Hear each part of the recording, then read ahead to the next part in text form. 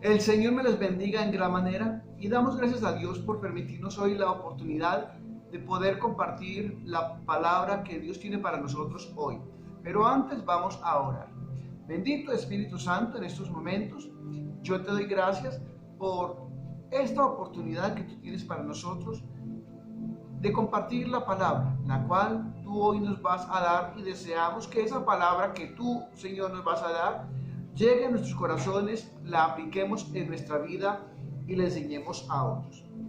Vamos a hablar hoy de el ministerio de Salomón, y para ello voy a leer Primera de Reyes capítulo 2 versículo 1 en adelante, y dice: se acercaba el día en que David iba a morir y le dio esta orden a su hijo Salomón: estoy por morir, como es el destino que le espera a todo el mundo. Sé fuerte y pórtate como un hombre.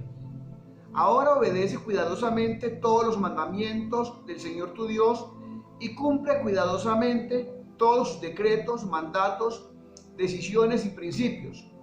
Obedece todo lo que está escrito en las enseñanzas de Moisés para que tengas éxito en todo lo que emprendas y por donde quieras que vayas.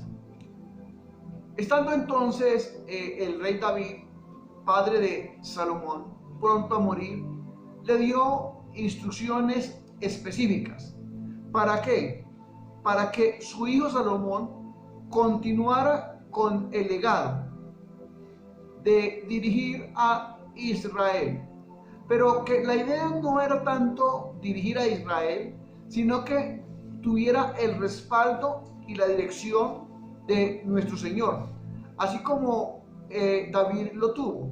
Y por eso David le dijo a Salomón: para que tu ministerio sea fuerte, sea poderoso, sea duradero, sea justo, no olvides la ley de Moisés.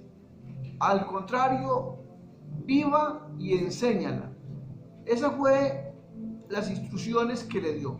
Ahora, en el capítulo 3, versículo 1, dice, estamos en Primera de Reyes capítulo 3, verso 1, Salomón se emparentó con Faraón, rey de Egipto, pues tomó la hija de Faraón y la trajo a la ciudad de David, mientras acababa de edificar su casa, la casa del Señor y las murallas alrededor de Jerusalén. A pesar de las instrucciones que David le dio a Salomón, vemos a Salomón que es un hombre inmaduro, es un hombre inexperto, como todos nosotros cuando llegamos a los pies de nuestro Señor Jesucristo. Lo único que nos acompaña en ese momento, en los primeros días que hemos recibido a Jesús en nuestro corazón, que le hemos entregado a Él la vida, es el gozo. Y ese gozo suple no solamente toda necesidad emocional, sino que nos lleva a entregarnos a la búsqueda hacia el Señor, hacia la lectura de la palabra, hacia la congregación, que es lo que también es conocido como el primer amor. Y es algo que nosotros dejamos perder, ese primer amor. Por eso en el libro de Apocalipsis, cuando se habla de uno de los mensajes a las 7 iglesias, el Señor en una de esas apartes dice: sé que eres fiel, sé que no soportas los mentirosos, sé que trabajas arduamente, pero tengo contra ti que has dejado su primer amor. Vemos entonces acá a un Salomón que ha comenzado a reinar después de la muerte de su padre, pero que lo único que tiene es el temor y el amor hacia el Señor Dios, mas no tiene ni la experiencia ni el tiempo de madurez para el reinado. Debido a esa falta de experiencia, una de las fallas es que se emparentó con los egipcios al casarse con una hija de un faraón egipcio. Bien es cierto que bajo la ley de Moisés el Señor había dado ciertas reglas para el matrimonio. De entre esas reglas estaba el que no se emparentara con personas extranjeras, como los cananeos, los heveos, entre otros. Mas sabemos que a la luz de la palabra no se menciona a los egipcios. Pero de igual forma el Señor había dado instrucciones de que cuando se fueran a emparentar con alguien, lo hicieran con personas, con mujeres u hombres de las mismas tribus. Pero recordemos que Salomón, como rey, posiblemente omitió parte de estas leyes que había hecho. Pero no vamos a hablar de los errores de Salomón, sino de el amor que Salomón tenía para con el Señor Dios. Ahora dice Deuteronomio capítulo 7 verso 1: cuando el Señor tu Dios te haga entrar en la tierra que estás a punto de ocupar, expulsarás a mucha gente, a muchas naciones de delante de ti, a los hititas, jereseos, amorreos, cananeos, fereceos, heveos y jebuseos. Cuando el Señor tu Dios los ponga en tus manos y tú los venzas, entonces tienes que destruirlos completamente. No harás ni acuerdo de paz con ellos, ni les tendrás piedad. No te relaciones con ellos, no les des tus hijas a sus hijos, ni tomen sus hijas como esposas para tus hijos. Aunque vemos que aquí no menciona a los egipcios. Pero Salomón debía entender de que en Egipto las generaciones anteriores fueron donde fueron esclavizados, donde estuvieron atormentados, oprimidos por el faraón. Ahora vemos dentro del ministerio de Salomón los sacrificios que le presentó al Señor. Dice Primera de Reyes 3:3: Salomón amaba al Señor andando en los estatutos de su padre David, aunque sacrificaba y quemaba incienso en los lugares altos. Entonces menciona dos cosas. Número uno, que Salomón amaba al Señor. Y número dos, que sacrificaba en los lugares altos. El rey David había llevado el arca para Jerusalén y había construido allí una carpa o una tienda donde tener el arca de Dios, puesto que el arca primero estaba en el tabernáculo de reunión, que estaba en los lugares altos de Gabaón. Allí había un altar de bronce. Pero ¿por qué David, como rey, trajo el arca o la presencia de Dios a Jerusalén y a sus aposentos, o cerca de sus aposentos? Porque David se cuidaba de que el pueblo volviera a los ritos paganos, de las idolatrías, de las adoraciones en los lugares altos. David trajo el arca a Jerusalén, mas no destruyó los lugares altos. Esa fue una de las fallas del rey David, como siguió pasando con los reyes sucesores después de Salomón, que destruían la idolatría pero dejaban en pie los lugares altos, que era donde el pueblo acostumbraba a subir a adorar, porque desafortunadamente ya más que la palabra de Dios está reinando la tradición. Es como el día de hoy. La presencia de Dios está en nuestros corazones, está en nuestra alcoba. La presencia el altar de Dios está donde nosotros nos rodillemos para adorarle, donde nosotros entremos en intimidad. Ese es el altar de Dios. Pero las tradiciones enseñan que hay unos puntos específicos en cada región, sea altos o en valles, donde se debe de adorar. Y esas tradiciones violan las normas de Dios. Jesucristo bien le dijo a los fariseos y a los saduceos de aquella época: vosotros invalidáis los mandamientos de Dios por seguir las tradiciones de los hombres. Volviendo entonces a 1 Reyes capítulo 3, verso 3, dice que Salomón amaba al Señor, pero que él sacrificaba en los lugares altos. y ofrecía muchos holocaustos. Dice Salomón, muestra aquí una conducta reprochable, ya que Dios ya había elegido un lugar de adoración a través de la ley de Moisés, algo que no aconteció con Abraham. Recordemos que Abraham, él levantó altares en lugares altos y sacrificaba al Señor los animales, y el Señor recibía con olor grato el olor de los animales sacrificados. Pero en tiempos de Abraham no existía la ley. Moisés ni siquiera había nacido. Entonces ya hay una conducta equivocada en Salomón, debido a que ya la ley de Moisés ya estaba. Recordemos que el Señor, más que los sacrificios, mira es la obediencia en el corazón, como pasó con el rey Saúl cuando él levantaba sacrificios y no esperaba a que llegara el profeta Samuel, quien era designado por Dios como instrumento para acercar a Dios y el pueblo. Y cuando el rey Saúl levantó los sacrificios a espaldas del profeta Samuel, una vez llegado Samuel, le dijo, lo exhortó. ¿Por qué? Porque estaba ejerciendo sacrificios sin autorización. Salomón le dijo a Saúl, ¿se complace el Señor tanto en holocaustos y sacrificios como en la obediencia a la voz del Señor? He aquí, el obedecer es mejor que un sacrificio, y el prestar atención que la grosura de los carneros. Porque la rebelión es como pecado de adivinación, y la desobediencia como iniquidad e idolatría.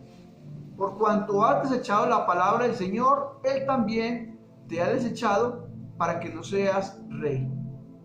Entonces, dentro de nuestro ministerio, nosotros no conquistamos a Dios con el sacrificio, ni con las obras que hagamos para ganar un alma o para mantener una obra estable. Nosotros fortalecemos y somos dirigidos en el ministerio por el Señor Dios a través de que nosotros obedezcamos la palabra y tengamos temor y reverencia. Una vez terminados los sacrificios, Salomón fue a descansar en la noche, a dormir, y se le presentó el Señor Dios a Salomón en sueño y le dijo a Salomón, pídeme lo que quieras y te daré.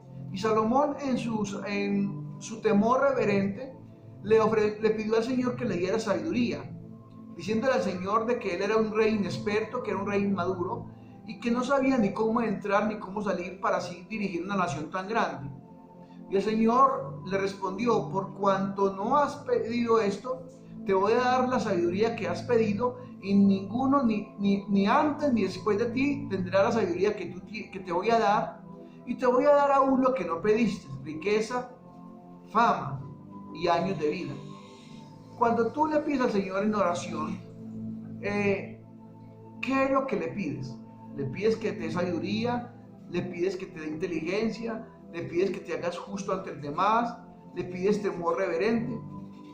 Pues la mayoría le pide al Señor cosas materiales. Y por eso es que muchos de nosotros no tenemos. Como dice en la carta de Santiago, vosotros no tenéis porque pedís mal, pues pedís para vuestros propios deleites. Y es una gran verdad.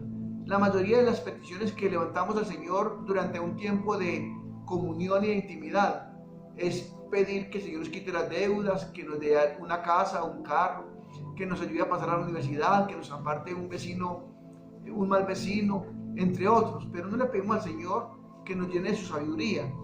Cuando la Biblia bien dice que una persona sabia gana guerra, gana batallas. Podemos ver de que el Señor se le presentó a Salomón en la noche, mientras dormía, mientras reposaba su cuerpo y su mente. No se le presentó durante todo el tiempo en el cual ejercía Salomón los sacrificios. ¿Qué nos quiere enseñar Dios acá? Que es en la calma, que es en medio de la paz y la tranquilidad que podemos escuchar la voz de Dios. Pero muchos de nosotros nos acostamos pensando, preocupados por lo que hicimos, por lo que no hicimos en el día, preocupados por lo que vamos a hacer el otro día sin saber si vamos a tener vida, y mantenemos un estrés constante, una ansiedad, una angustia que terminamos en depresión. Cuando nosotros nos acostamos así, de seguro que va a haber un impedimento en gran manera para nosotros escuchar la voz de Dios.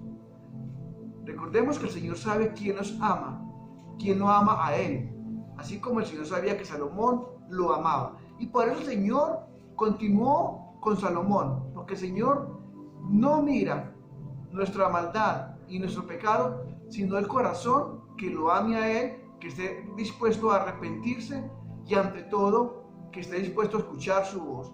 Pues dice las Sagradas Escrituras que una vez Salomón se despertó y entendió que Dios le había hablado a través del sueño, se fue a Jerusalén, a la carpa donde estaba el arca de Dios, y allí adoró al Señor.